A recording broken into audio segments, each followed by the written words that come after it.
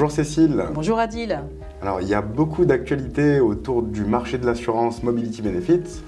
Peux-tu nous en dire plus, s'il te plaît? En fait, depuis 2020 et la pandémie, il y a eu une prise de conscience beaucoup plus importante de la part des entreprises de leur devoir de protection, ce qu'on appelle le duty of care. Parce qu'avec des salariés à l'autre bout du monde qui pouvaient avoir le Covid ou des symptômes, en tout cas, il fallait un suivi médical. Et donc, on a beaucoup aidé les entreprises à revoir leur programme d'assistance, l'assistance qui prévoit le rapatriement. Mais l'idée, c'est vraiment d'avoir un suivi dès les premiers symptômes. C'est aussi la question de la prévention. On a rappelé à cette occasion aux entreprises qu'avant d'envoyer un salarié parfois à l'autre bout du monde, dans des pays avec des conditions sanitaires très différentes, il faut faire un bilan médical de pré-expatriation pour lui, mais aussi très souvent pour sa famille. Et dernière chose, ça a été aussi l'aspect soutien psychologique qui a pris de l'ampleur. Alors, quelles sont les offres et solutions que l'on propose aux entreprises? Alors, pour le soutien psychologique des expatriés, il y a des garanties et des services.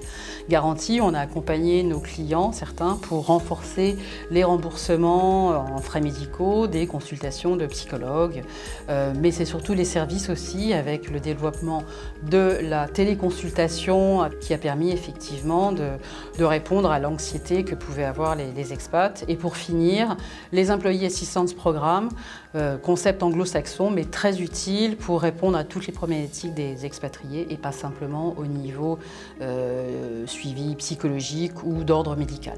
Alors, j'ai également compris que le sujet du télétravail à l'étranger était problématique. Peux-tu nous expliquer pourquoi ?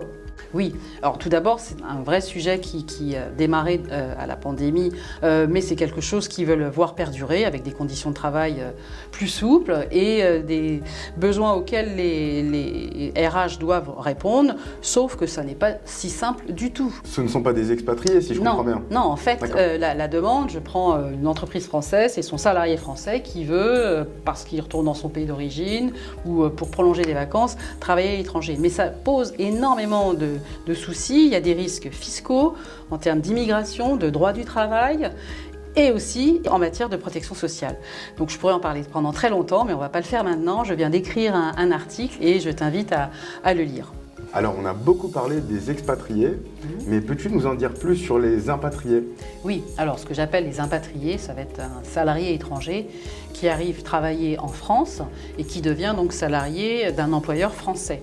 Donc à ce titre, il va se retrouver comme un salarié français, adhérent à la sécurité sociale, bénéficiant aussi du régime complémentaire que j'appelle métropolitain.